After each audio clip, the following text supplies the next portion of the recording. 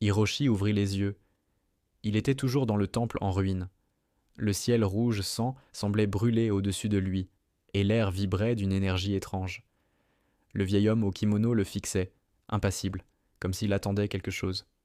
« Tu as senti cette force hier soir, dit-il calmement, mais tu ne sais pas encore la contrôler. »« Qui êtes-vous » demanda Hiroshi, encore essoufflé. « Oh, mon nom n'a plus d'importance. Ce qui compte, c'est que tu es un veilleur, et les veilleurs ne vivent pas pour eux-mêmes. Ils vivent pour protéger ce monde. » Le démon gigantesque qui les menaçait rugit, faisant trembler le sol. Ses yeux rouges se fixèrent sur Hiroshi, et sa gueule béante laissa échapper un souffle brûlant. Hiroshi recula d'instinct, mais le vieil homme posa une main ferme sur son épaule. « Si tu fuis, tu mourras. Si tu hésites, tu mourras. Alors avance. » Hiroshi serra les poings. La lumière bleue jaillit à nouveau, plus vive, plus chaude. Il se jeta en avant, esquivant un coup de griffe qui pulvérisa une colonne du temple.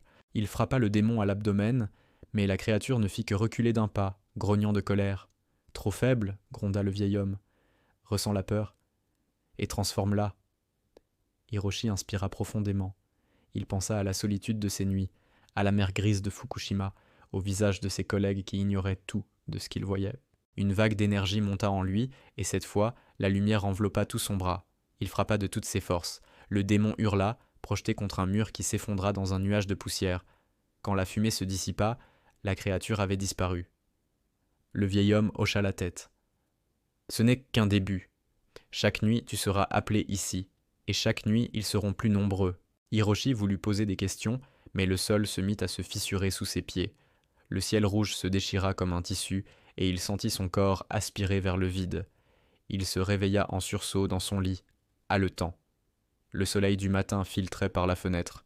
Tout semblait normal, sauf la poussière rouge sur ses mains. La journée passa dans un brouillard. Au travail, il surprit des ombres mouvantes derrière certains visages. Un client à l'air banal avait, l'espace d'un instant, un sourire trop large, des dents trop pointues. Hiroshi détourna les yeux, le cœur battant. Le soir venu, il hésita à dormir. Mais ses paupières étaient lourdes. Quand il les rouvrit, il était de retour dans ce monde étrange. Cette fois, il se trouvait dans une ville déserte, éclairée par une lune noire. Des bruits de pas résonnaient dans les ruelles. « Tu es revenu » dit une voix derrière lui. Il se retourna. Une jeune femme aux cheveux argentés se tenait là, armée d'une longue lame.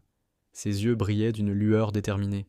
« Qui es-tu » demanda Hiroshi. « Une veilleuse, comme toi.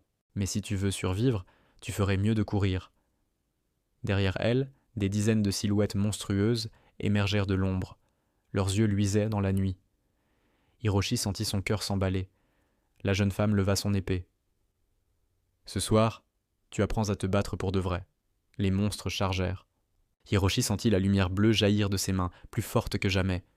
La bataille commençait. À suivre.